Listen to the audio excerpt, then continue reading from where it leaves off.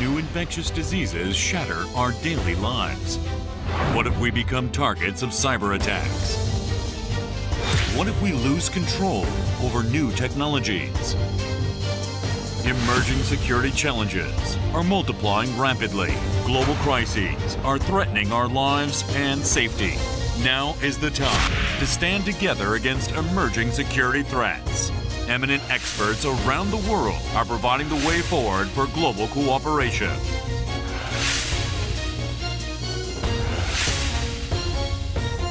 The First World Emerging Security Forum.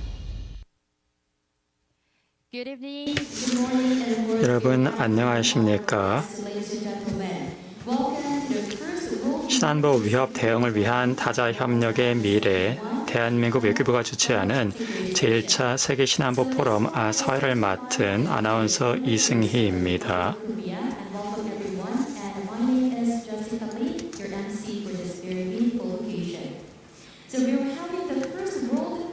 본 행사는 11월 16일 오늘을 시작으로 내일까지 이틀간 진행되며 모든 프로그램은 대한민국 외교부 유튜브 채널을 통해 생중계가 될 것입니다. 여러분들의 적극적인 참여 부탁드립니다. 오늘의 첫 세션은 보건안보입니다. 새로운 보건안보 위기 대응 강화를 위한 국제협력이라는 주제로 기획되었습니다. 그간의 보건안보 위기 대응 과정에서 나타난 글로벌 보건안보 거버넌스의 성과와 한계를 평가하고 개선 방안을 모색하는 자리를 마련하도록 하겠습니다. 보건안보 세션은 기조연설과 종합토론, 질의응답 순서로 진행됩니다. 기조연설은 테드로스 거브레예수스 WHO 사무총장님과 리차드 해쳇 감염병 혁신연합 대표님께서 맡으셨습니다. 일정상 이곳에 참여는 못하시고 테드로스 거브레예수스 사무총장님은 바로 화상으로 만나뵐 예정입니다. 리차드 해쳇 대표님은 사전에 그 영상을 보내오셨습니다. 감사합니다. 대표님께서 영상을 통해서 말씀을 해주시겠습니다. 이어서 제롬 킴 국제백신연구소 사무총장님의 진행으로 종합토론이 있을 예정입니다. 기조연설이 있은 후 제롬 킴 사무총장님께서 총장님께 마이크를 넘기도록 하겠습니다. 이곳 행사장은 전체 스텝 및 참가자 발열 체크, 소독 등 사전 방역을 철저히 완료하였습니다. 더불어 무대 좌석 사이에는 방역 가림막이 설치되어 있어 각 패널 분들께서는 마스크를 쓰지 않고 발표를 하게 되는 점 양해 부탁드립니다. 그럼 기조연설로 제1차 세계 신안보 포럼 보건안보 세션을 시작하겠습니다. 테드로스 거브레예수스 사무총장님 화상으로 들어와 계신데요. 바쁘신 와중에도 중요한 연설을 맡아주셔서 감사합니다. 바로 시작해 주시기 바랍니다.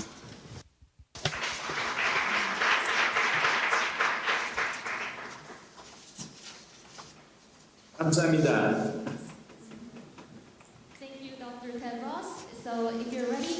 예, 테드로스 사무총장님 준비가 되셨으면 시작하셔도 좋습니다.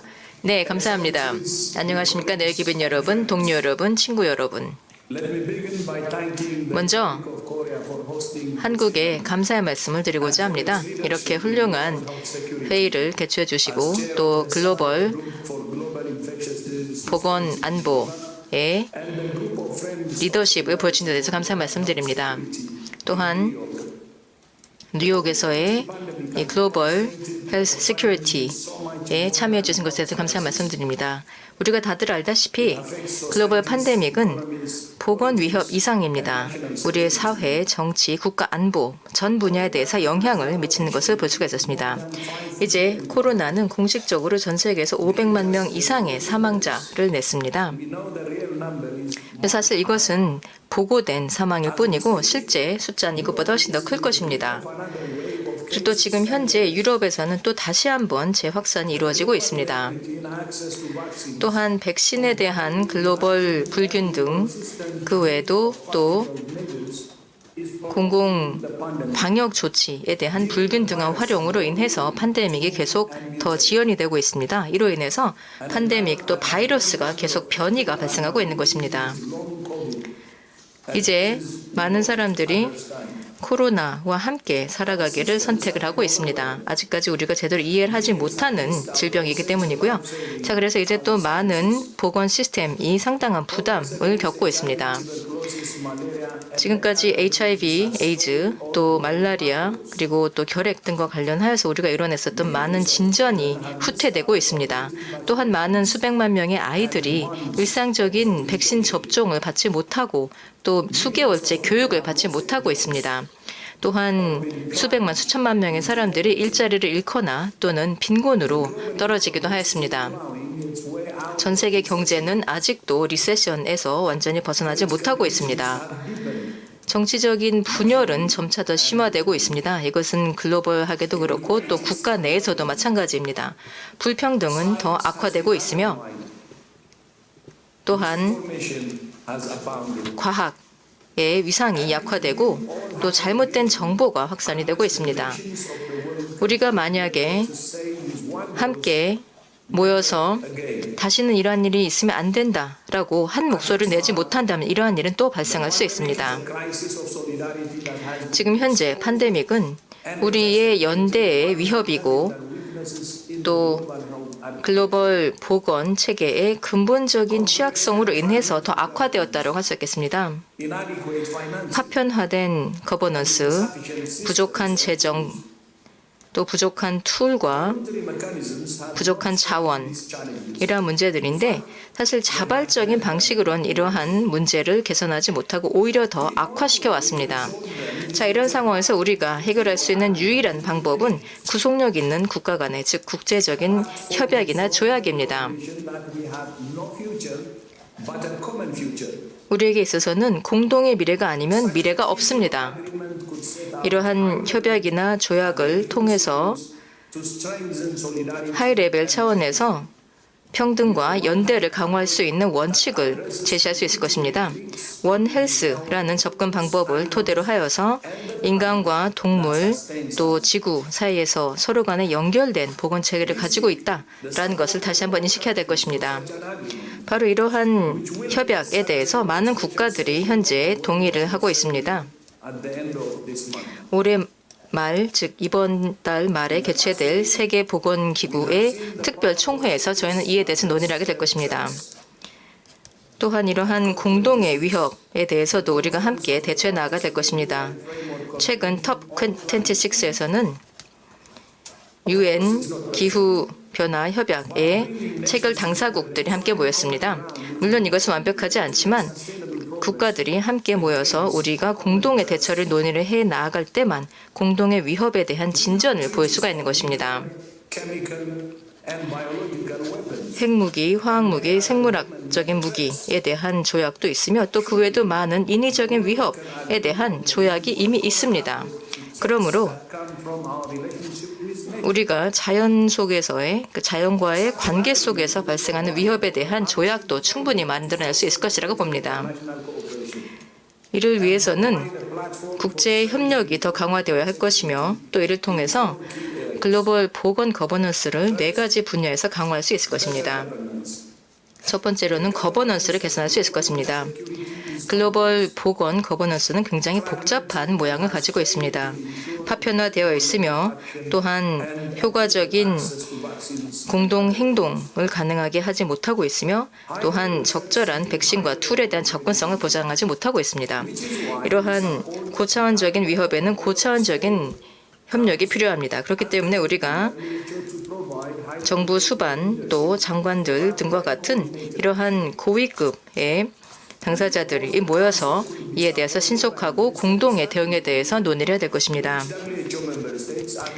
또한 현재 WHO 회원국들이 WHO 집행위원회 산하에 상시적인 장관급 논의체를 만들고자 하는데 이를 통해서 우리가 논의를 진전시켜 나갈 수 있을 것이라 생각합니다.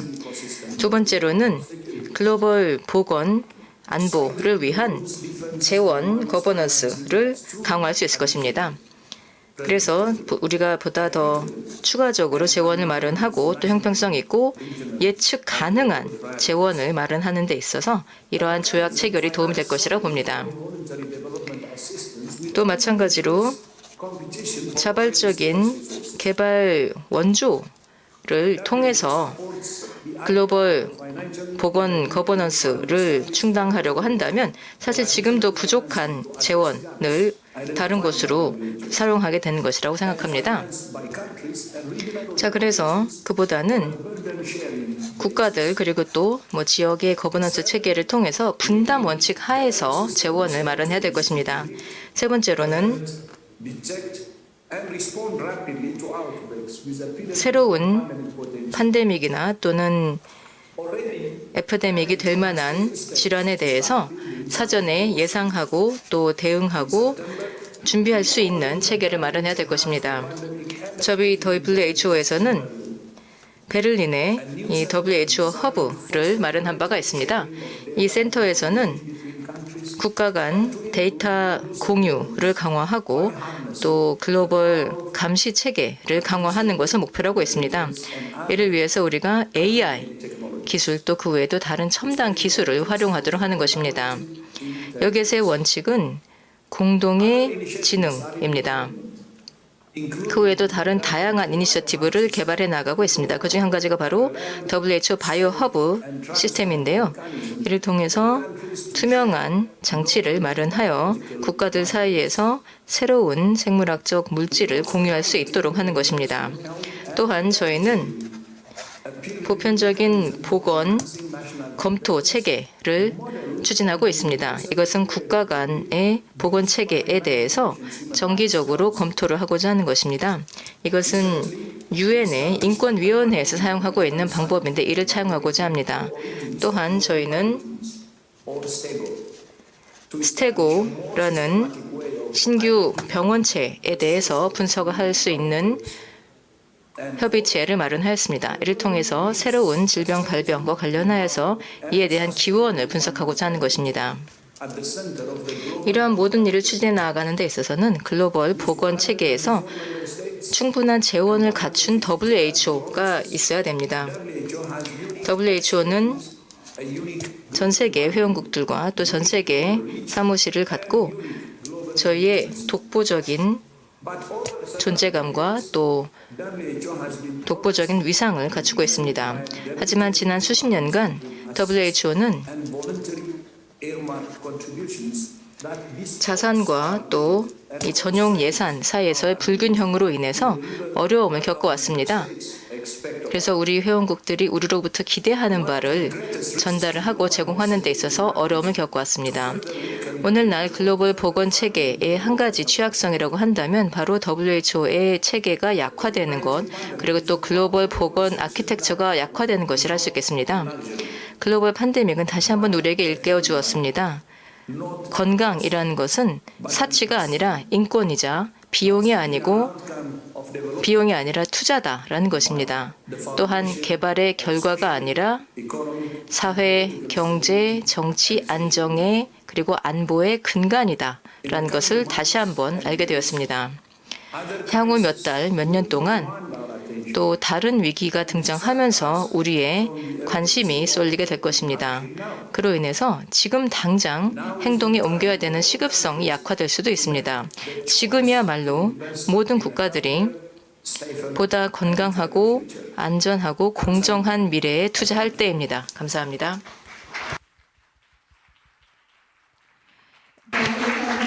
네, 테드로스 가브레예수스 사무총장님 감사드립니다.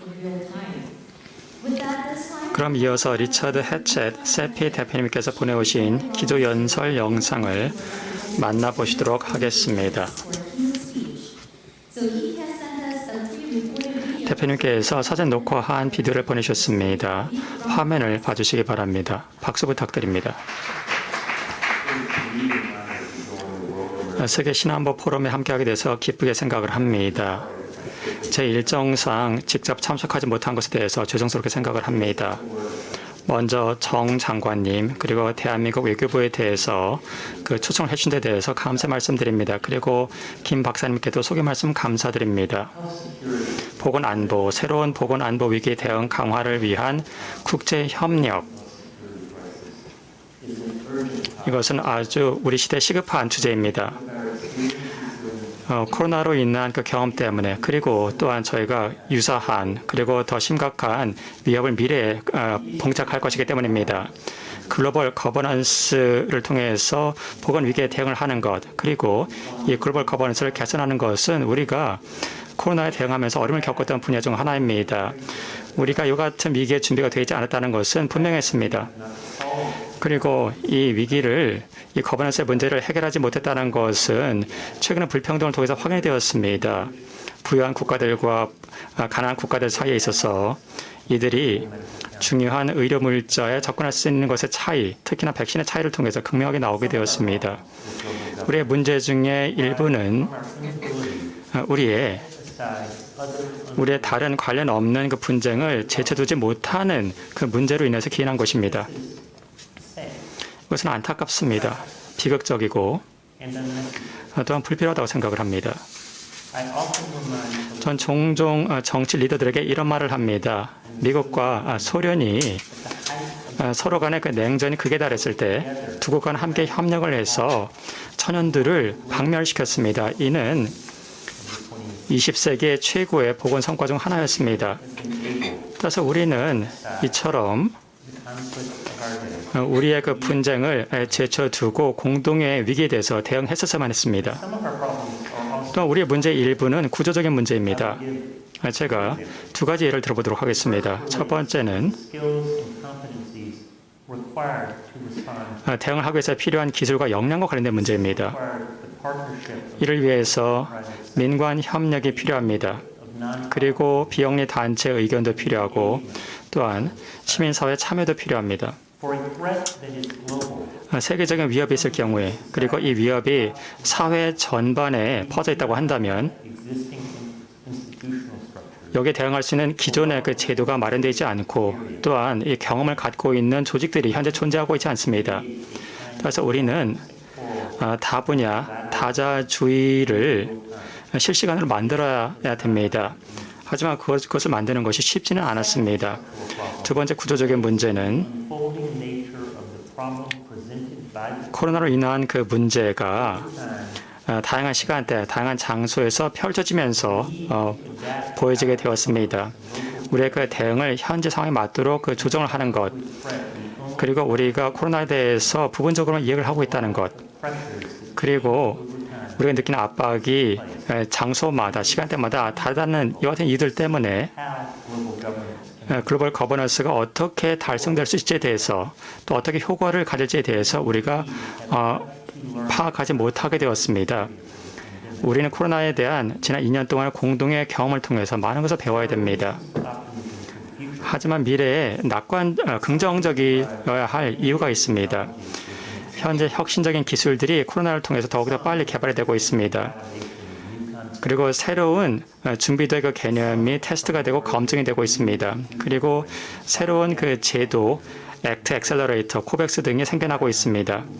이를 통해서 우리가 미래에 개선할 수 있는 모델이 생길 것입니다. 또한 지역 간의 파트너십도 현재 강화가 되고 있습니다.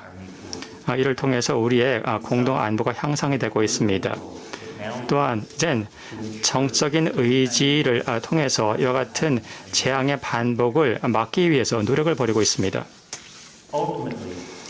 결국 저는 낙관을 합니다. 처칠이 말했다시피 완전한 승리도 없고 최종적인 패배도 없습니다.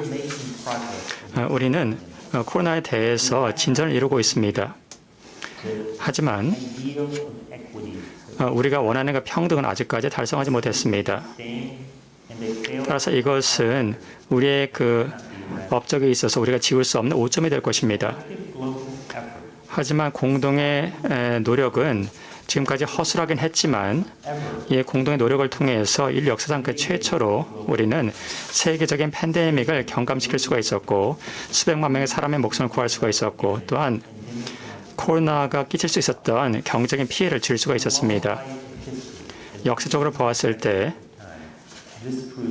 이 진실은 저에게 곧 인식이 될 것입니다. 우리가 이룬 것에 대해서 우리는 인정을 해야 됩니다. 물론 우리가 이룬 바가 아직까진 완전하지 않지만은 말입니다. 우리는 코로나로 인한 그 교훈을 배우고 이를 통해서 더욱더 잘할 수 있도록 노력을 해야 될 것입니다. 감사합니다.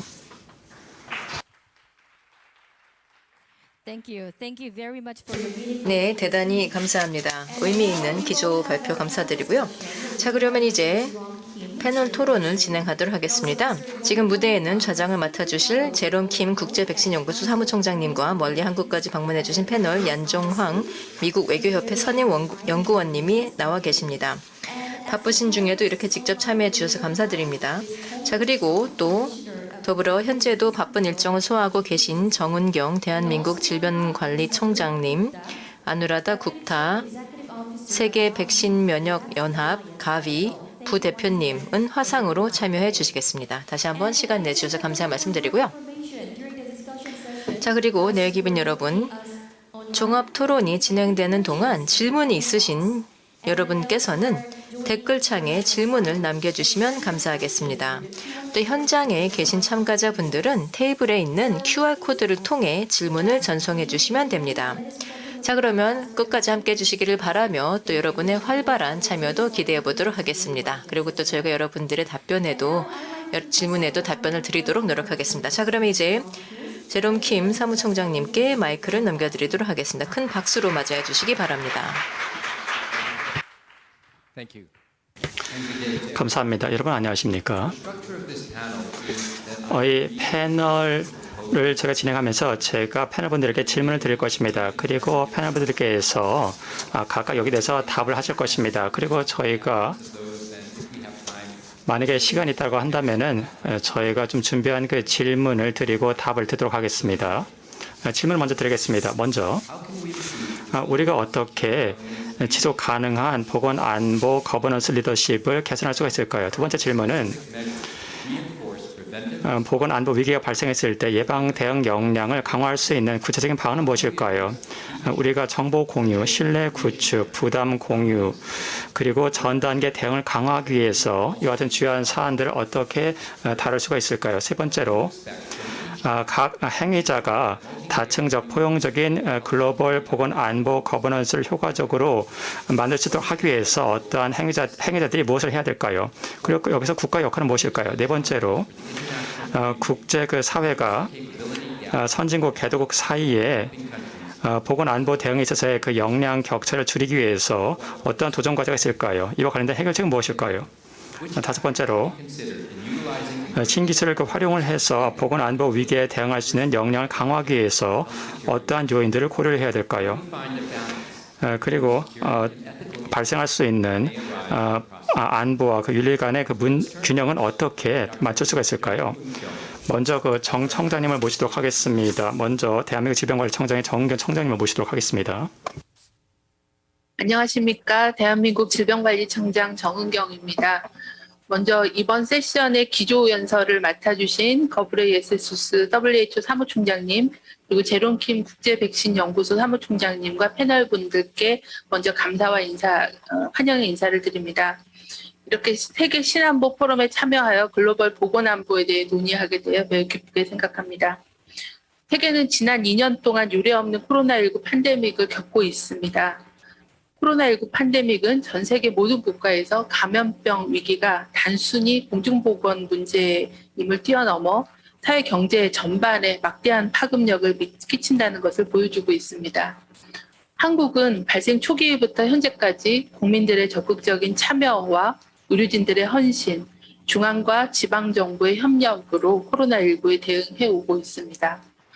특히 코로나19 통제를 위해서는 3T를 골자로 하는 방역적인 조치와 사회적 거리두기, 그리고 예방접종 등을 통해서 종합적으로 대응을 해오고 있습니다. 광범위한 검사, 그리고 접촉자 조사와 격리, 그리고 확진자 치료와 또 개인방역 수칙 조치 등으로 광범위한 확산을 차단하고 올해는 예방접종을 통해 유행을 통제해오고 있습니다.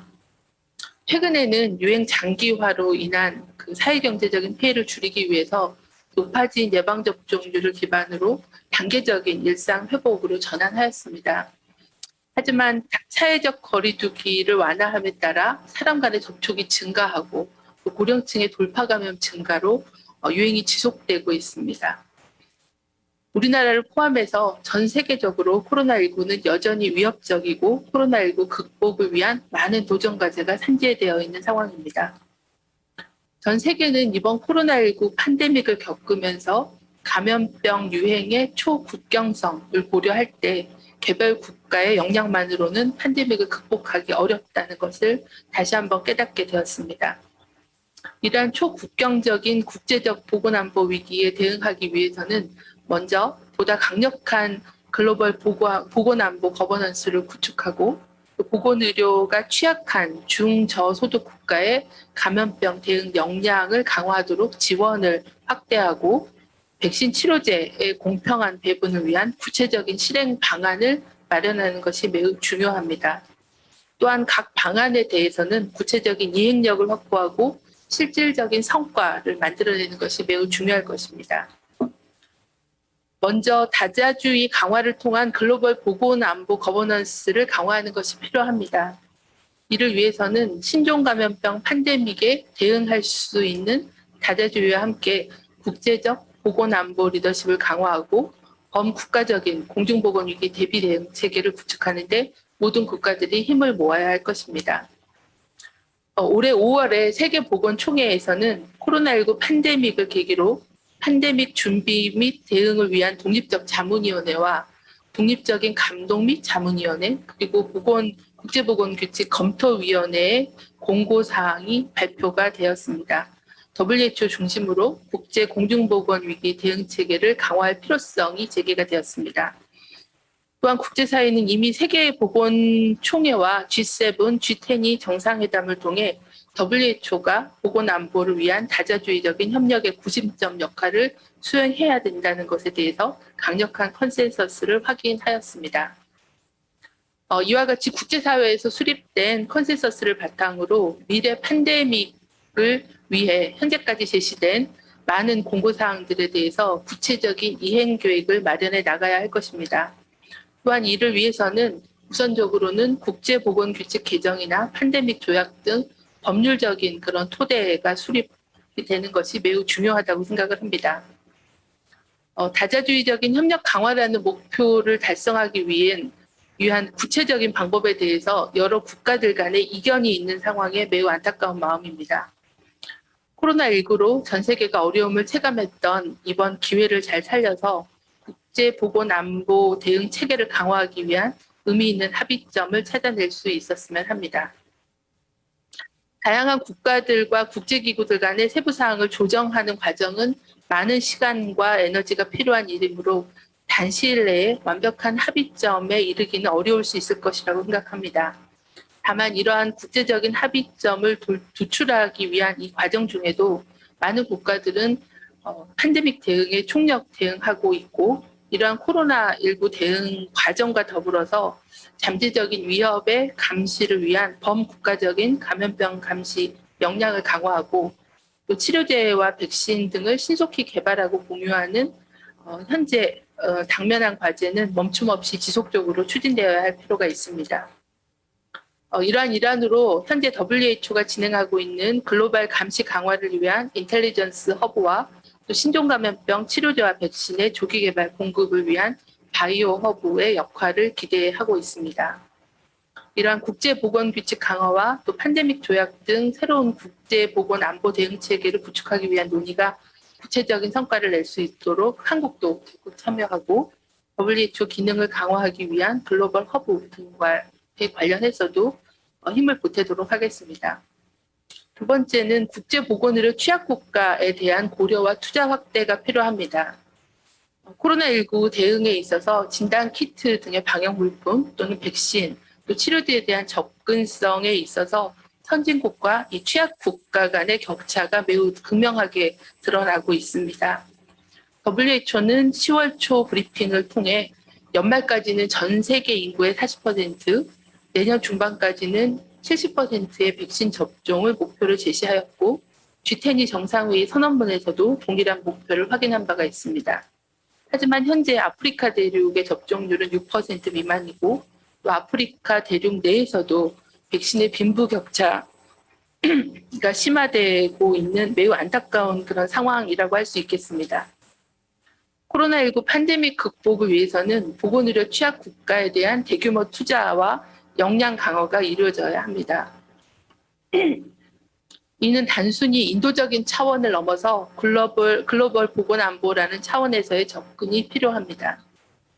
코로나19 사례를 보면 델타 변이와 같은 변이 바이러스는 백신 접종률이 낮고 또 의료 시스템이 부족한 국가들에서 다수 발생하였고 이러한 변이 바이러스는 결국은 코로나19 위기를 장기화시켜서 모든 국가의 인적 물적 교류와 사회 경제에 타격을 입히는 요인이 되었습니다.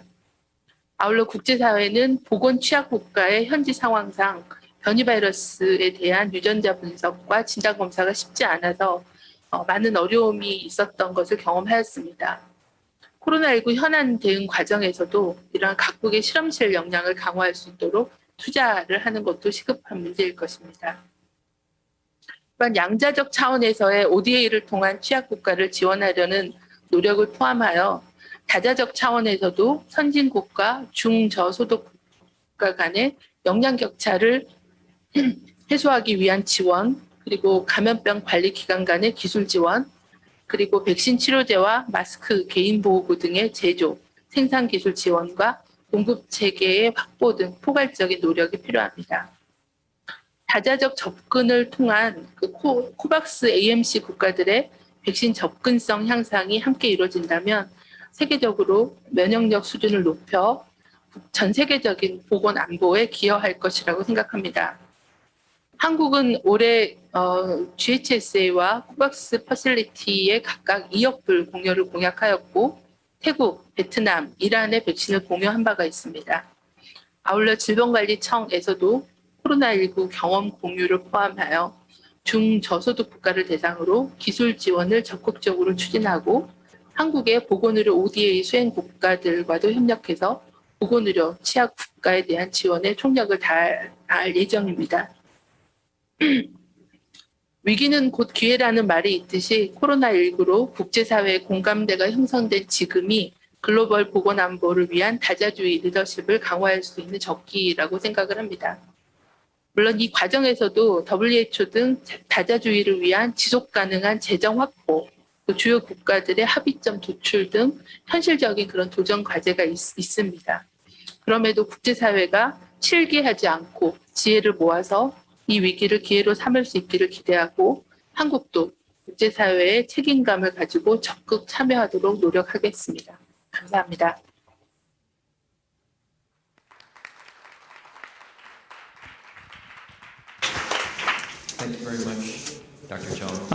청장님, 좋은 말씀 감사합니다. 그리고 권고안에 대해서도 감사 말씀드립니다. 다음으로 아누라다 국타 부대표를 모시겠습니다. 예, 말씀 부탁드립니다. 감사합니다. 잘 들리시나요? 예, 잘 들리십니까? 네. 저런 박사님 감사합니다. 뵙게 돼서 기쁩니다. 또한 동료 패널 분들을 만나게 돼서 기쁘게 생각합니다. 우리가 현재 아주 중요한 그 대화를 하고 있습니다.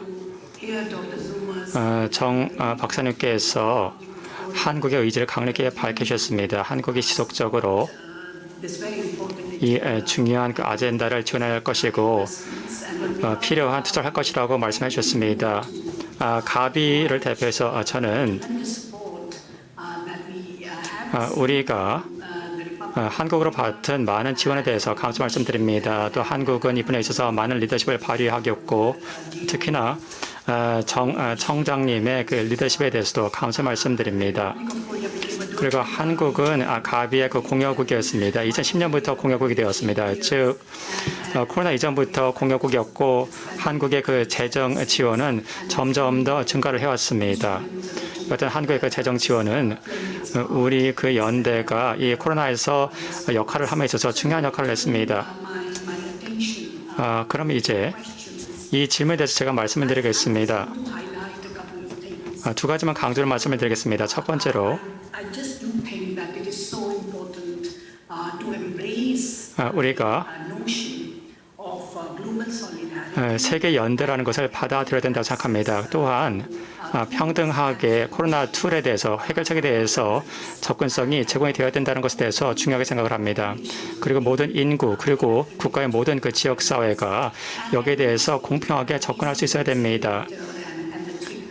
액트 엑셀러레이터 그리고 세 가지의 그 필러가 이 중에 이제 코백스가 포함이 되어 있는데 이를 통해서 190개 국가들이 함께 코백스를 통해서 협력을 하고 있습니다. 또 이곳의 국가들은 자신들이 공평한 코로나 백신 접근에 대해서 자신들이 그 지원을 하겠다라고 밝혔습니다. 그리고 가비는 아주 중요한 그 협정이자 계약이라고 할 수가 있습니다. 가비와 같은 그 계약은 H1N1 시대에는 없었던 것입니다. 그리고 중저소득 국가들이 H1N1 솔루션에 대해서 백신에 대해서 접근을 할 수 있도록 해주는 것이 그 당시 논의조차 되지 않았었습니다. 따라서 저는 이 중요한 그 사안에 대해서 말씀을 드리겠습니다. 그리고 두 번째로 재정 조달의 문제입니다. 우리가 코로나를 통해서 코백스를 통해서 저희가 배운 것은 시간이 정말 중요하다는 것입니다. 팬데믹 상황이 있을 경우에는 우리가 활용할 수 있는 기존의 그 구조라든가 또는 기존의 그 역량이라는 것이 존재하지 않기 때문에 이 같은 것을 만드는데 시간이 걸리게 되고 이럴 때문에 시간을 낭비를 하게 됩니다. 그 때문에 우리가 이 바이러스를 빠르게 앞서 나갈 수 없게 되고 피해가 발생을 하게 됩니다. 또 우리가 얻은 더 큰 교훈은 지속적으로 그 역량에 있어서 중저소득 국가와 선진국 사이에는 격차가 계속해서 존재를 하게 되는 것입니다. 필요한 투자의 측면에 있어서 양 국가 간의 그 격차가 있기 때문에 보다 사정이 나은 국가들이 적정한 그 지원을 그렇지 않은 국가들에게 해주는 것이 매우 중요합니다. 불평등이라는 그 문제, 코로나 툴에 대한 또 백신에 대한 접근성의 불평등의 문제는 이미 강조가 되었습니다. 따라서 여기서 중요한 것이 그 재정 조달의 문제입니다. 많은 그 중저소득 국가들은 경제적인 코로나로 인해서 경제적인 어려움을 겪고 있고 이들의 그 경제가 커다란 타격을 받고 있고 또한 그 물리적인 공간도 아주 그 제약이 되고 있으며 이제는 선진국 국가들이 여기에 나서고 이 같은 국가들의 그 기대에 그 부응을 해서 추가적으로 팬데믹 준비에 있어서 투자를 하는 것이 우리에게는 그 도전 과제라고 할 수가 있습니다. 또한 거버넌스에 있어서 세 가지 점에 대해서 제가 말씀을 드리자면 이 팬데믹에서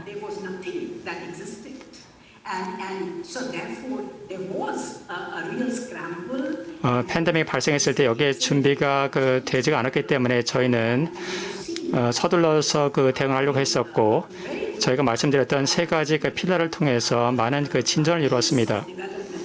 특히나 백신의 그 개발의 그 속도는 정말로 놀라울 정도였습니다. 우리가 그 생각해봐야 될 것은 우리가 아주 중요한 그 뼈아픈 교훈을 우리가 배웠다는 것입니다. 코백스와 그 ACT 엑셀러레이터를 통해서 저희가 배운 그 교훈은 무엇이 효과가 있는지, 무엇이 효과가 있었는지, 그리고 무엇이 어려운 점이 있었는지에 대해서 저희가 배우는 것입니다. 그리고 저희가 그 개선할 그 분야도 그 배우는 것이 중요한 교훈이라고 할 수가 있습니다. 제가 오늘 이 말씀드린 이 자리에서 지금 이 순간에도 코백스는 5억 회분의 백신을 그 전송을 했습니다. 이 백신의 상당수가 백신에 대해서 전혀 접근할 수 없었던 국가들에게 전달이 되었습니다. for us to step back, 따라서 우리가 물러서서 reinvent the wheel going forward, 앞으로 우리가 come to an alignment about those elements 제가 그 말씀을 드렸었던 그 효과가 있었던 그 부분들을 저희가 파악을 해서 이것을 강화하는 것이 중요할 것입니다. 그리고 또한 많은 혁신이 이루어졌습니다. 일부 제가 혁신에 대해서 제가 강조의 말씀을 드리겠습니다. 제가 봤을 때 그 엔드-투-엔드 방식으로 그 협업이 이루어졌습니다. 이 같은 협업은 과거에 본 적이 없었습니다. 가비 얼라이언스는 단체로서 access to those vaccines.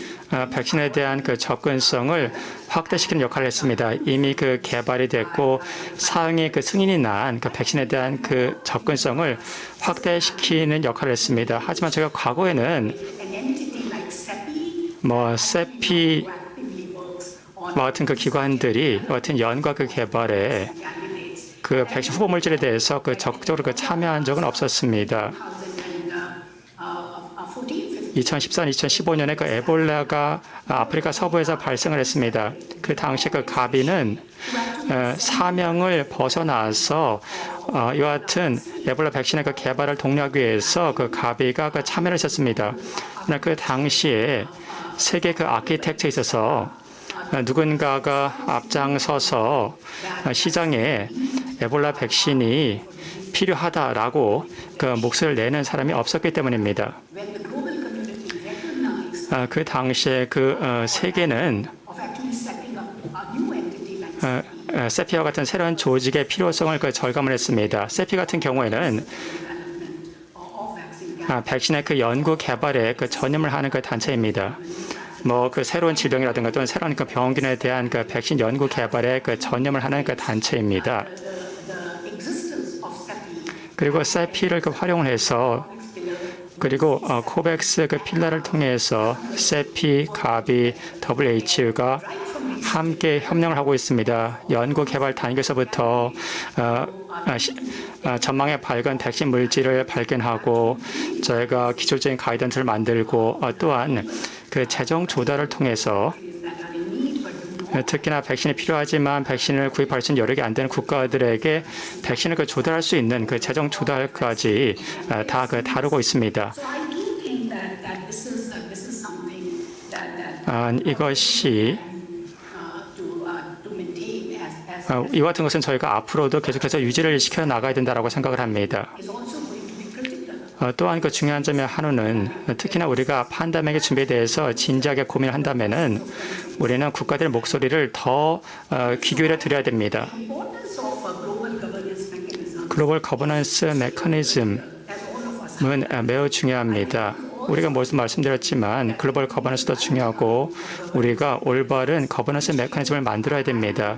이 메커니즘 하에서 국가들이 목소리를 내고 자신의 의견을 제시하고 이 의견을 우리가 들을 수 있어야 됩니다.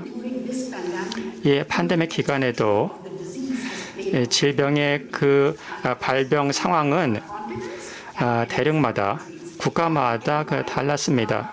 there is huge political appetite 또한 and equitable access 빠르게 평등하게 코로나2를 그리고 백신을 구입하고자 하는 정책인 의지는 컸지만 bought into that political vision 그 지역 사회가 이와 같은 그 비전에 동참하지 않는 경우도 있었습니다. where despite the fact that 그리고 vaccines COVID-19 vaccines 코로나 백신이 이제 제공이 되고 있지만 forward to get those shots 백신 접종을 그 꺼리고 있는 지역 사회도 존재하고 있습니다. 따라서 정치계와 지역 사회 간의 그 단절이 존재하고 있습니다.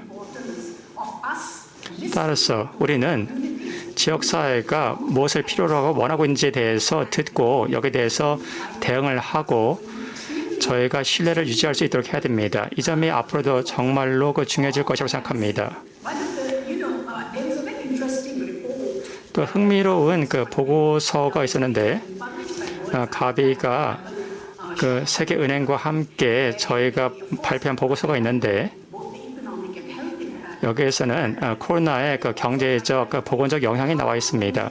또 이 보고서는 또한 where the burden of 국가들이 지구촌 사회의 그 향상된 기대에 압박을 받고 있다라고 보고 있습니다. 따라서 필수적인 그 보건 서비스를 계속해서 제공을 해야 됩니다. 하지만 코로나 때문에 이와 같은 서비스가 많은 그 지장이 있었고 많은 국가들은 자신들의 이와 같은 기존의 그 의료 서비스를 위한 그 예산을 유지하는 것도 그 어려워하고 있습니다. 거기에 더해서 국가들이 점점 더욱더 많은 국내 자원을 코로나 대응에 투자를 하고 있습니다. 이를 통해서 그 부채 비례가 증가를 하고 있고 이 때문에 그 많은 국가들이 그 코로나 그 대응도 있어서 그 많은 그 충격을 받고 있습니다.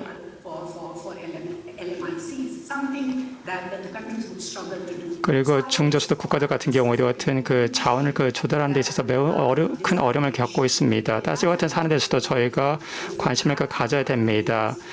세계 그 공동체로서 우리는 국가들마다 다른 요구에 대해서 이해를 해야 됩니다. 시스템이라든가 자신들의 그 역량이라든가 또한 그 팬데믹의 그 준비도라든가 또는 팬데믹의 대응 능력 그리고 관련된 그 재정 투자의 능력에 있어서 각국마다 다르다는 점을 저희가 인정을 해야 될 것입니다.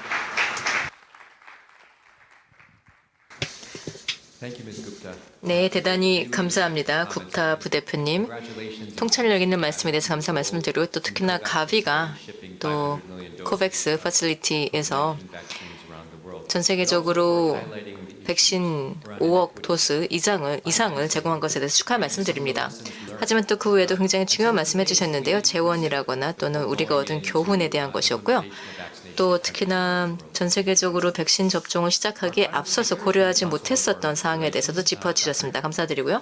자, 그러면은 마지막 패널리스트는 얀종황 연구원입니다.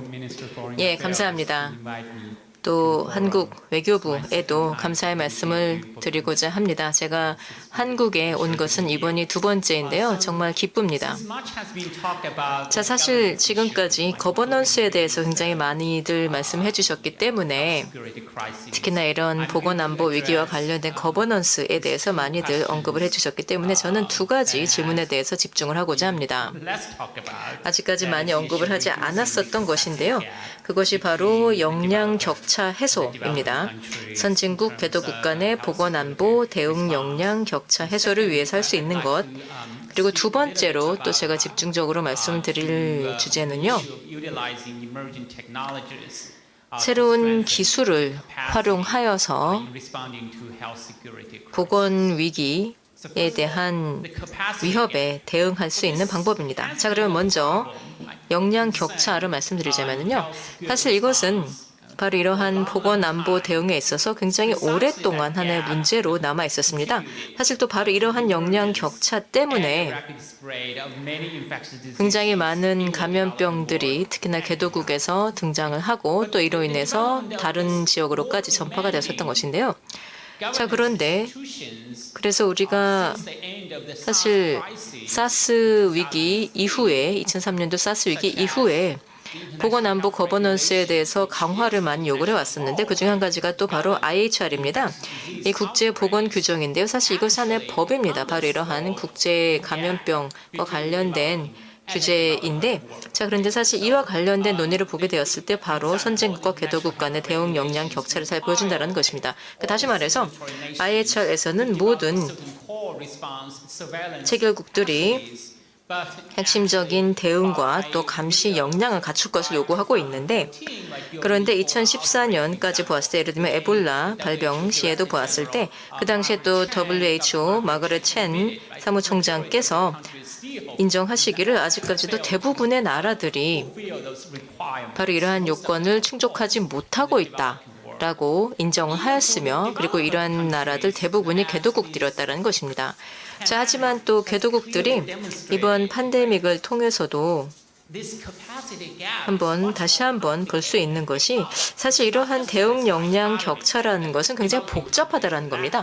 이분법적인 게 아니다라는 것이죠. 다시 말해서 개도국들은 역량이 부족하다, 선진국은 역량이 있다라는 그러한 단순한 문제가 아니다라는 겁니다.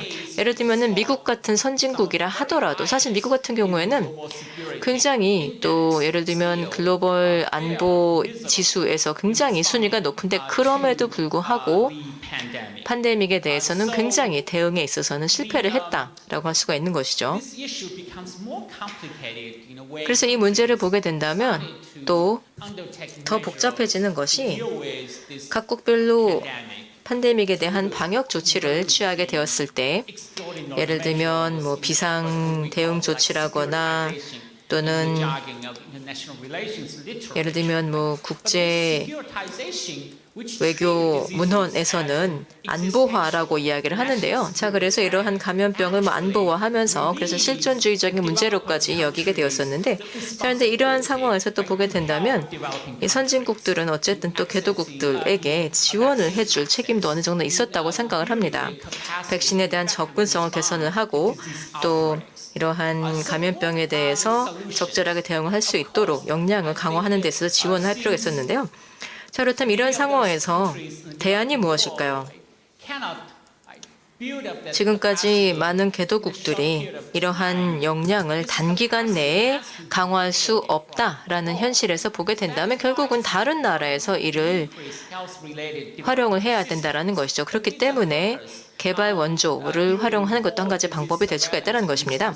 그래서 바로 이런 핵심적인 질병 감시나 또는 대응 역량을 강화하는 데 있어서 이것이 한 가지 방법이 될 수가 있다는 것이고요. 중국 같은 나라에서는 예를 들면 1대1로 구상이라거나 또는 헬스 실크로드를 통해서 이제 헬스 실크로드는 중국의 1대1로 구상의 일부인데요. 이제 이러한 구상을 통해서 또 다른 개도국들의 감시 체계를 강화하는 데 활용할 수도 있을 것입니다. 또 그리고 미국이나 G7 또 한국을 포함한 OECD 국가들의 경우라면 예를 들면 빌드백 베터보다 나은 방법으로 회복한다라는 그러한 차원에서 역량 강화를 최우선 과제로 삼을 수도 있을 것이라고 봅니다. 그런데 이러한 이니셔티브를 지속 가능하게 하기 위해서는 개도국들과 파트너십이 필요하다고 봅니다. 예를 들면 중국 같은 나라들도 이런 파트너십을 활용해서 예를 들면 이번 팬데믹 때 구축한 파트너십을 활용하여서 개도국들이 감염병과 관련된 감시, 대응 역량을 강화할 수도 있을 것이고 그렇게 하게 된다면 이것은 또 중국에게도 도움이 될 것입니다. 왜냐하면 중국의 의료품을 또 전 세계에서의 시장 점유율을 높일 수가 있다는 것이고요. 그리고 또 동시에 미국도 마찬가지로 개도국들과 이러한 과정을 통해서 협력을 강화함으로써 또 미국도 여기에 참여할 수가 있는 것이죠. 자, 그리고 또 이러한 보건과 관련된 개발 원조를 제공하는 공여국들에게도 보면은 결국 이들에게도 협력을 다른 나라들과 협력을 강화하는 좋은 기회가 될 수 있다는 것이죠. 자, 그런데 미중은 좀 다르다고 생각합니다. 이들이 이제 각자 백신 외교를 시작을 하게 되었을 때 결국 목표는 지정학적인 영향력을 강화한다는 것이었죠. 그렇기 때문에 사실은 개도국에게 지원을 한다는 것 자체가 많은 공여국들에게는 최우선 과제가 아닌 경우도 있습니다.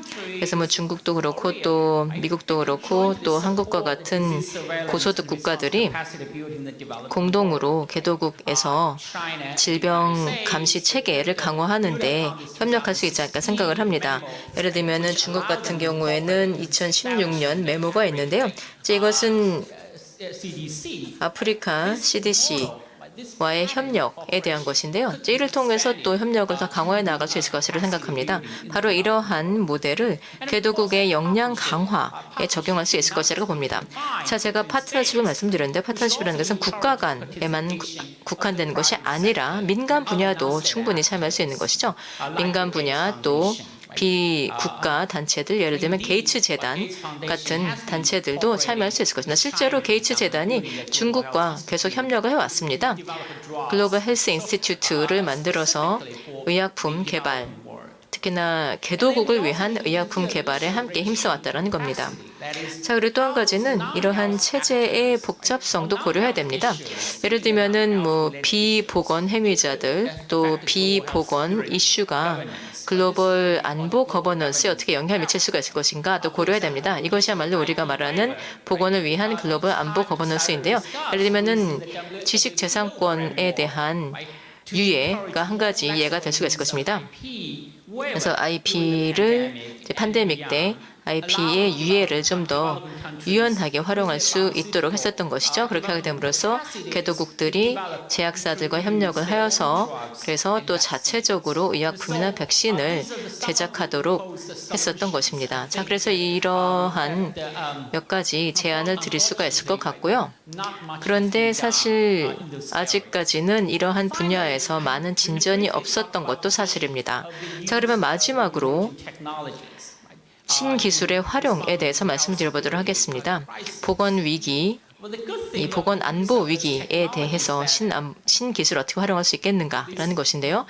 일단 신기술의 장점이라고 한다면 감시 기술이나 또는 수단, 여기에는 AI나 또는 빅데이터도 포함될 것이고요. QR 코드 같은 것도 포함될 텐데 이러한 기술을 활용해서 그래서 동선을 추적하고 또 감염 확산을 방지하고 이를 통해서 감염병의 확산을 방지하는 것도 가능할 것입니다. 자, 그런데 사실 이러한 기술은 또 중국에만 국한되는 것이 아니라 오히려 한국이 여기에서는 이러한 기술을 굉장히 잘 활용한 모범이 되지 않았습니까? 자, 그런데 또 다른 한편으로 이러한 기술에 대한 오남용의 위험도 있습니다. 사실 여기에서 어떻게 보자면 좀 그 구분이 모호하다라는 것이죠. 여기에 대해서 균형과 견제가 없다면, 다시 말해서 정부 권력에 대한 균형과 견제가 없다면, 책임성의 체제가 명확하게 갖춰져 있지 않다면 오남용의 위험도 있다는 것이죠. 아마 들으셨을 것 같은데 중국에서는 또 이러한 새로운 말이 있습니다. 타임 스페이스 컴패닝이라는 것인데요.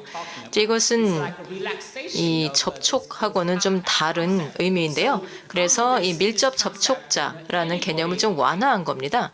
자, 그래서 이러한 새로운 개념 하에서는 지난 14일 내에 이 핸드폰의 신호가 이 확진자와 같은 공간에 있었다라는 신호가 10분 이상 나오게 되는 경우, 그러면 이 사람이 타임스팬 컴패니언으로 나오게 되는 겁니다. 그러면은 이 사람들이 핸드폰에 노란색 신호가 보이게 되고요. 그러면은 의무적으로 PCR 검사를 받아야 된다고 합니다. 자, 사실 이런 것을 통해서 또 윤리적인 딜레마가 발생을 하게 되는 것이죠. 이러한 노력들, 또 이러한 조치들, 어떻게 보자면 이러한 것이 또 안보화 노력이라고도 할 수가 있겠는데요. 여기서 활용하는 도구나 또는 기술이 또 동시에 이러한 질병에 대한 대응을 해 나가는 데 있어서 또 정부에게 시민의 인권보다 우선시하고 또 예를 들면 확진자나 또는 밀접 접촉자들의 인권에 우선시하도록 하는 것인데요. 자, 그래서 이러한 사람들을 위험한 사람으로 간주하고 강제로 PCR 검사를 하게 하고 또 자가 격리를 하게 하고 또는 봉쇄 조치를 취하고, 사실 이러한 것이 다른 한편으로는 또 근래 들어서 하나의 우려가 되고 있습니다. 다시 말해서 이번 팬데믹을 통해서 감시국가, 소위 감시국가에 대한 하나의 proof of concept이 되는 것이 아닌가, 사람들의 모든 측면에 대해서 감시를 하는 정부가 등장하는 것이 아닌가라는 그러한 우려가 있다라는 것입니다. 특히나 자유민주주의 국가에서는 이러한 우려가 많이 등장을 하고 있는데요. 사실 또 많은 나라도 그렇고 또 한국에서도 볼 수가 있었지만은요. 바로 이러한 팬데믹 대응을 하는 데 있어서 감시 기술도 많이 활용하게 되었는데, 자, 그런데 또 많은 나라에서도 보게 된다면 사실 특히나 민주주의 국가에서는 이러한 민주주의적인 가치나 기준을 훼손하지 않으면서도 이러한 기술을 잘 활용하는 것도 볼 수가 있었습니다. 그래서 우리가 결국은 프라이버시나 또는 인권이나 또는 시민들의 자유를 보호하면서 이러한 기술을 어떻게 잘 활용할 수 있을 것인가가 관건이 된다고 할 수 있겠습니다. 그래서 결국은 이러한 리스크, 즉 감시 국가의 리스크와 또 다른 한편으로는 글로벌 보건안보 아젠다 혜택을 어떻게 균형을 맞출 것인가가 중요하다고 할 수가 있겠습니다. 그래서 이렇게 새로이 등장하는 감염병에 대응하는 데 있어서도 그런 균형을 잘 찾아야 할 것이고요. 또 무엇보다도 위험 관리를 잘 해야 될 것입니다. 그렇게 하게 됨으로써 팬데믹 대응에 있어서 보다 집중적인 대응이 필요하다고 할 수 있겠습니다. 물론 이와 관련해서는 이러한 상황에서는 결국 팬데믹이라는 비안보 문제가 리스크라는 관점에서 접근이 되어야 할 것입니다. 그래서 안보 하락기보다는 예방 그리고 치료가 필요할 것이고요. 자, 그래서 저는 지금으로서는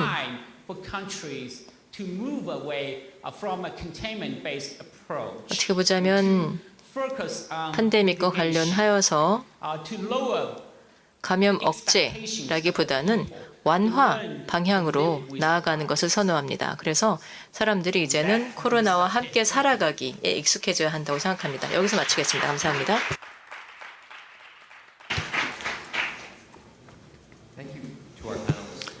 패널분들 질문에 대한 답 감사드립니다.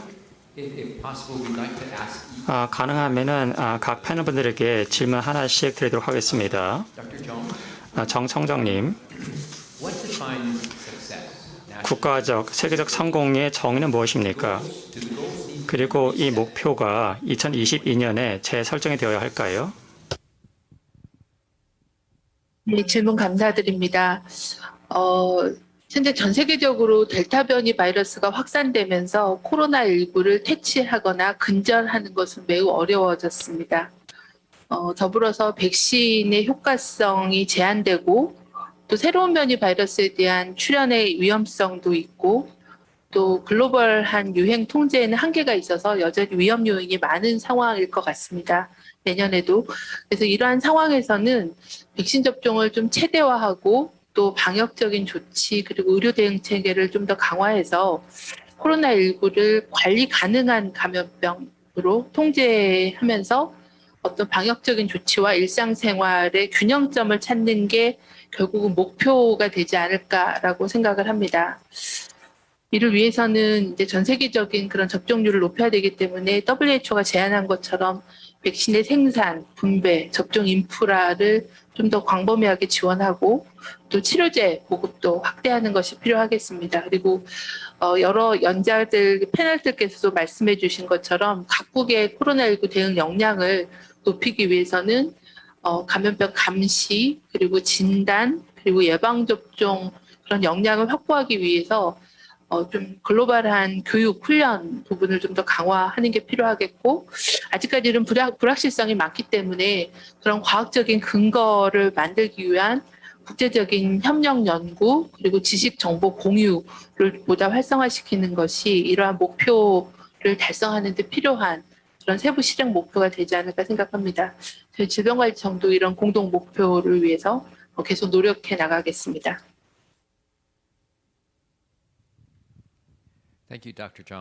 예, 대단히 감사합니다. 굉장히 간결하게 잘 설명해 주셨는데요. 한국이 목표하는 바, 또 2020년에 한국이 목표라는 것에 대해서 잘 말씀해 주셨고요. 자, 그러면 다음으로는 굽타 부대표님께 질문을 드리도록 하겠습니다.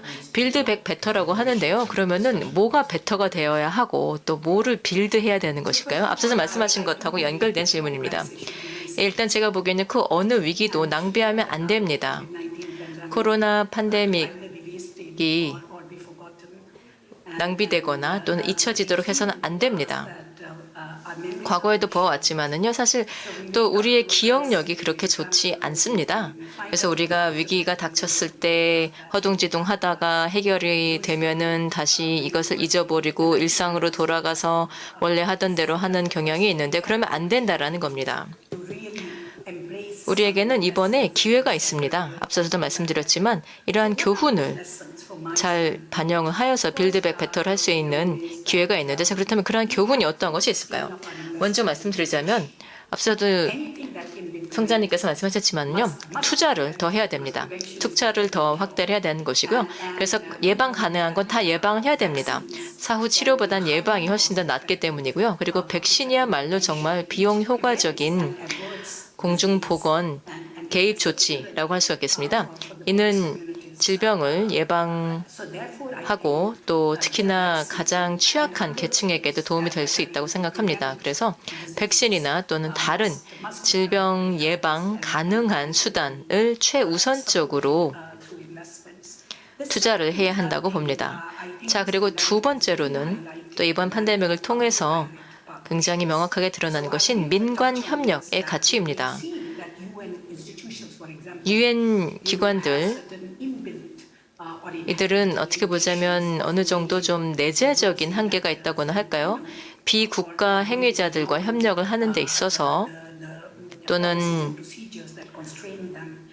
지금 이들에게 적용되는 정책을 또는 규정을 넘어서는데 한계가 있습니다.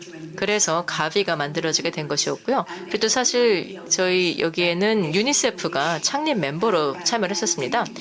여기에서 목표로 하는 것은 혁신을 꾀하는 것이고 다양한 이해 당사자들, 다양한 파트너들의 참여를 통해서 함께 한다라는 것이었는데 이번 팬데믹을 통해서 다시 한번 또 시험 무대에 올랐다고 생각합니다.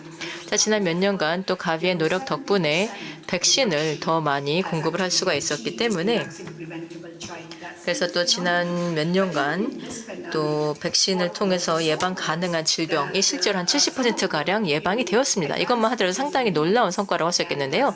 자, 그래서 선구매 계약을 활용하는 것인데 사실 다른 기관들이 할 수 없는 그러한 방식입니다. 그런데 가비가 바로 이러한 방법을 활용할 수가 있었던 것이죠. 저희가 제약사들에게 인센티브를 제공할 수가 있고 또 재정적인 지원을 할 수가 있었기 때문입니다.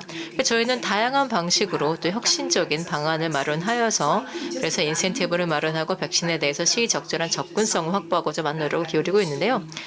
이번에도 다시 한번 볼 수가 있었듯이 민관 협력이야말로 정말 중요하다고 할 수 있겠습니다. 자, 그리고 세 번째로는 장기적인 의지가 있어야 되고 장기적인 투자가 필요하다는 겁니다.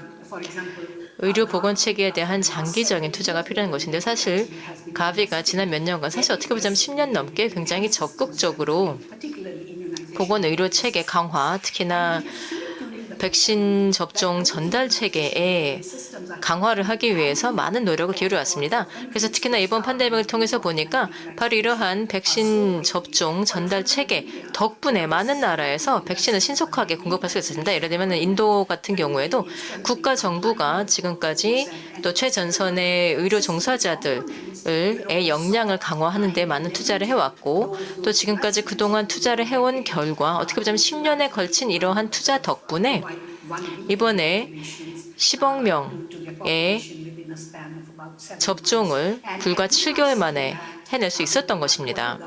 자, 그래서 저희가 다른 가비 지원 국가들에서도 유사한 것을 볼 수가 있습니다. 저희가 지난 몇 년간 가비를 통해서 투자를 했었던 그러한 결과를 이번에 볼 수가 있었다는 것이죠. 제가 보기에는 사실 팬데믹과 관련하여서 하나의 정답은 없고요. 그보다는 지속 가능한 방식으로 지속적으로 의료보건 체계를 강화해 나아가는 것이 정답이라고 생각합니다. 그렇게 하게 됨으로써 미래에도 그 어떠한 팬데믹에 대해서도 대응할 수 있도록 역량을 갖추는 것이고요. 한 가지만 더 말씀드리자면 혁신입니다. 저희 가비에서도 혁신을 굉장히 강조하고 있는데요. 지난 몇 년간 저희는 한 가지 예를 들자면 또 디지털 데이터에 굉장히 많은 투자를 해왔습니다. 그래서 저희가 이를 통해서 볼 수 있었던 것이요. 하나의 예를 들자면 저희가 대대적으로 투자를 했었던 혁신이 이제 또 많은 나라에서 실현되는 것이다라는 건데요. 그래서 바로 이러한 DHIS2를 활용하여서 그래서 많은 나라들이 또 코로나와 관련된 감시 체계에 이를 적용하는 것을 볼 수가 있었고요. 그리고 또 하나는 디지털 역량 강화 툴입니다. 이것도 또 많은 나라들이 이를 활용하여서 그래서 의료 종사자들 그리고 또 백신 접종 의료 전문가들을 교육하는 것을 볼 수가 있었습니다. 그래서 그 덕분에 대면 교육이 아니어도 이런 교육 연수를 할 수가 있었다는 것이죠. 자, 그래서 사실 뭐 재정적인 수단이다라고 한다면 뭐 이런 것도 중요하겠지만은요. 그런데 또 전달 체계와 관련된 혁신이 정말 유익한 것을 볼 수가 있었습니다. 저희가 앞으로도 바로 이런 전달 체계 강화 를 계속해 나가고자 합니다. 그리고 또 마지막으로 한 가지 말씀드리자면 바로 형평성입니다. 사실 저희의 모든 노력에 있어서 형평성이야말로 가장 중요한 가치가 되었다고 할 수 있겠습니다. 이번 팬데믹을 통해서 보니까 전 세계에 영향을 미쳤는데 그런데 특히나 빈곤층에게 더 많은 영향을 미친 것을 볼 수가 있었기 때문에 빈곤층에게 보호를 더 강화할 필요가 있다고 생각합니다. 그래서 백신이나 또는 다른 공중보건의료 서비스를 특히나 빈곤층에게 더 강화하고 더 잘 전달해야 된다는 겁니다. 예를 들면 백신 접종 분야를 보게 된다면요, 지금까지 2,200만 명의 아이들이 작년 한 해 동안 백신 한 도수도 받지 못했었던 그러한 것을 볼 수가 있는데요.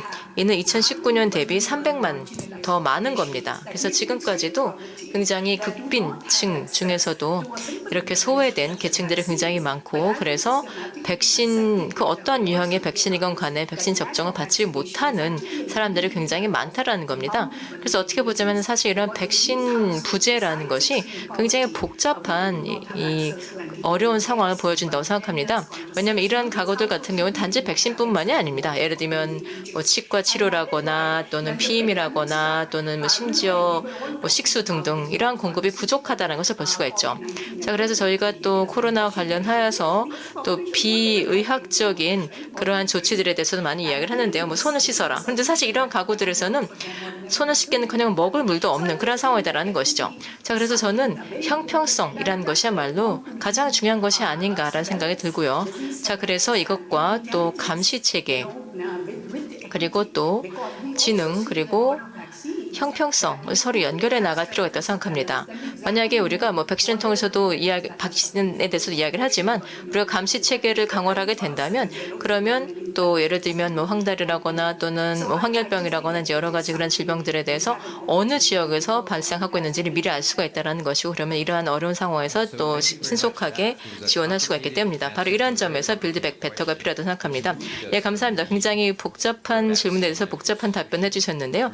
결국은 백신이나 또는 솔루션의 필요성에서 또 솔루션 그리고 혁신, 형평성, 그 결과적으로는 임팩트를 말씀해 주면서 처음부터 끝까지 다 짚어주셨습니다. 그리고 또 이러한 전체 스펙트럼에서 우리가 어느 지점에서 개선할 수 있는지까지도 굉장히 일목요연하게 잘 말씀해 주셨고요. 감사합니다.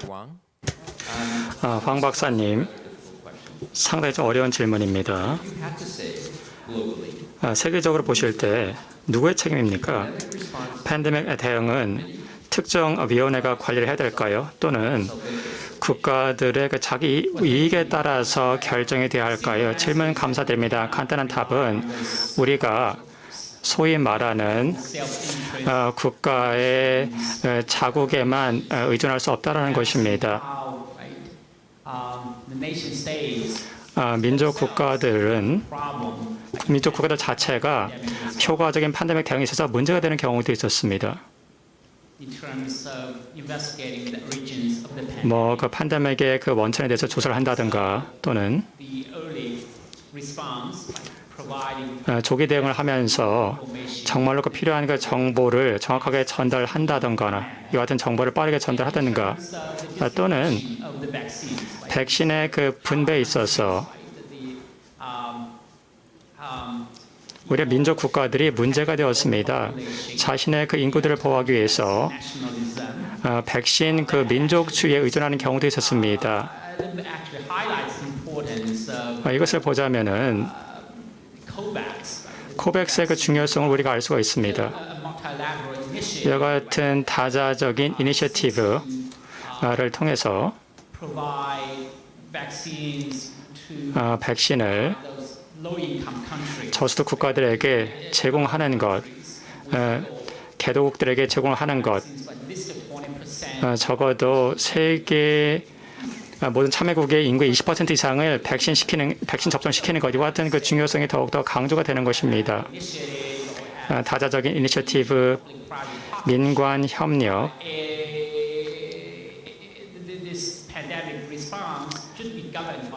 이와 같은 그 팬데믹 대응은 이와 같은 그 필러라든가 또는 그 위원회를 통해서 그 관장이 되어야 합니다. 이와 이와 같이 사람들이 많은 글로벌 그 의료 거버넌스에는 다양한 행위자가 존재하고 있습니다. 국가 행위자, 비국가 행위자, 민관 협력단체, 재단 등 다양한 행위자들이 있습니다. 현재까지는 WHO가 사실은 리더로서 그 팬데믹 대응을 조율했으면 했지만 WHO도 그 한계가 보이고 있습니다. 국제 대응을 조율하는 데 있어서 WHO가 한계를 보였습니다. 코백스도 예외가 아닙니다. 저희가 여기에 대해서 이미 말씀을 나눴었죠. 이 코백스를 통해서 20억 회분을 2021년 말까지 분배하기로 목표를 했지만 11월 중반까지 봤을 때 4억 3,500만 회분만을 현재까지 배분을 했습니다. 그래서 현재까지 계획했던 6억 4천만 회분을 분배하지 못했던 것입니다. 그리고 20억 회분의 그 백신을 연말까지 제공한다 하더라도 아주 소수의 인구만이 그 접종 완료를 하게 될 것입니다. 저수도 국가들에서 있어서는 이와 같은 낮은 백신 접종률이 정말로 큰 문제입니다. 인구의 2.5%만이 실제로 접종 완료를 했기 때문입니다. 또한 그 다자간 이니셔티브가 양자간 이니셔티브만큼 효과적이지 못한 경우도 있습니다. 중국을 통해서도 볼 수가 있겠지만 일반적 국가들은 양자간의 이니셔티브를 통해서 국가 간의 그 백신을 분배하고 있고 현재까지 11억 회분이 그리고 시진핑 그 주석에 따르면 올 연말까지 20억 회분이 그 분배가 될 것으로 계획이 되어 있습니다. 따라서 이것은 다자간 그 협력, 양자간 협력이 코백스와 같은 다자간 협력에 위협이 될 수도 있습니다. 그래서 다양한 프로그램 간의 조율을 하는 것이 필요하고 다양한 이해 당사자들 그리고 민간 분야와 이해 당사자들 간의 조율이 필요합니다. 그리고 중국이 더 많은 백신을 코백스에 기여를 할 수 있도록 장려를 해야 됩니다. 그리고 국가들, 백신을 제조하는 국가들이 함께 협력을 해서 백신 공급을 늘리는 것도 중요합니다. 이것이 아마도 보다 그 시급한 그 문제라고 생각을 합니다. 예, 그러면 이제 다시 한번 또 국타 부대표님께 한 가지 질문만 더 드리도록 하겠습니다. 황 박사님의 말씀에 답변이 될 수도 있겠는데요. 자, 일단 질문이요.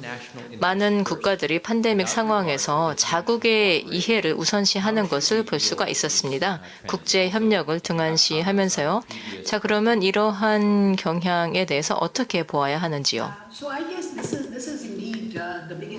예, 사실 이것이야말로 코백스가 당면한 가장 큰 도전 과제라고 할 수 있겠습니다. 사실 코백스라는 아이디어를 처음에 제기를 했을 때는 굉장히 거의 모든 나라가 지지를 했습니다. 그래서 제가 말씀드렸지만 190개국 이상이 코백스의 회원으로 가입을 한 것인데요. 자, 그런데 또 코백스는 애초에 설계를 하면서 이 글로벌 수요를 풀링을 하는 것을 목표로 했습니다. 그러니까 다시 말해서 양자 간의 방식을 좀 지향하자라는 것이죠. 자, 그런데 현실적으로 보았을 때 일단 백신 시장이 굉장히 좀 타이트했었습니다. 그래서 국가들이 백신을 구매를 하기 위해서, 그러니까 자국 인구를 보호하기 위해서 백신을 구매하는데 또 굉장히 많은 자금을 기꺼이 투자를 하는 것도 보았습니다. 그러다 보니까 결국에는 형평성 있는 공정한 글로벌 대응에 대해서 좀 이러한 정신에 비해서 좀 다른 모습으로 나갔었다는 것이죠. 자, 그래서 또 코백스에서도 11개의 백신 후보와 함께 다양한 포트폴리오를 구성을 했었던 것이고요. 자, 그래서 또 코백스가 또 저희가 정당한 계약이 있었던 경우에도 이 백신을 공급받는 것이 어려운 경우도 있었습니다. 자, 그래서 사실 또 선 구매 개혁을 통해서 또 10억 정도의 도스를 구매하기도 했었는데요. 자, 그런데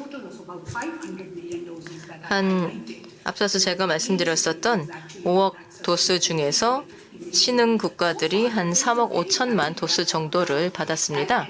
자, 그래서 지금까지 또 굉장히 빠른 속도로 증가를 하고 있고요. 그래서 아마 올 연말이 되면은 코백스의 전체 공급은 한 8억에서 10억 도스 정도가 될 것입니다. 그리고 나머지는 내년 상반기에 공급이 될 것으로 생각합니다만 어쨌든 이것이 지금까지 하나의 이슈가 되었었다는 것은 맞고요.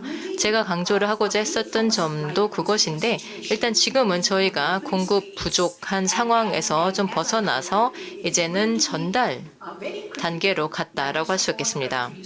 이러한 과정에서 이제 국가들이 이러한 백신 도수를 받아서 성공적으로 전달하도록 하는데 이를 지원하는 것이 필요하다고 생각합니다. 물론 굉장히 엄격하게 우선순위를 정해서 해야 되겠죠. 자, 물론 지금의 상황은 좀 복합적입니다. 일부 국가들은 굉장히 빠른 속도로 해나가고 있는데 또 다른 국가들의 경우에는 이 보건의료 체계의 역량이 부족해서 좀 어려움을 겪고 있기도 하고요. 어쨌든 제가 보기에는 우리가 이러한 컴팩트가 있다면 이러한 하나의 계약을 통해서 국가들이 약정을 하고 그래서 글로벌 연대 또 형평성 있는 접근에 대해서 기여를 하는 것 이것이야말로 앞으로 나아갈 방향이라고 생각합니다. 물론 자국 인구를 보호하는 것도 중요하지만 팬데믹이라는 상황에서는 전 세계 인구를 하나의 인구로 보아야 하는 것입니다. 모두가 안전하기 전까지는 그 어느 누구도 안전하지 않기 때문입니다. 네, 감사합니다. 네, 그러면은 정 청장님, 굽타 부대표님, 또 황 박사님 굉장히 흥미로운 세션 감사의 말씀드립니다. 패널분들 그리고 좌장님께 큰 박수 부탁드립니다. 감사드립니다. 온라인 그리고 오프라인으로 참석하신 모든 패널분들께 감사 말씀드리고 제롬킴 사무총장님 좌장을 해주셔서 감사합니다. 이렇게 해서 제1차 세계신앙안보 포럼 첫 세션, 보건안보 세션을 마치도록 하겠습니다.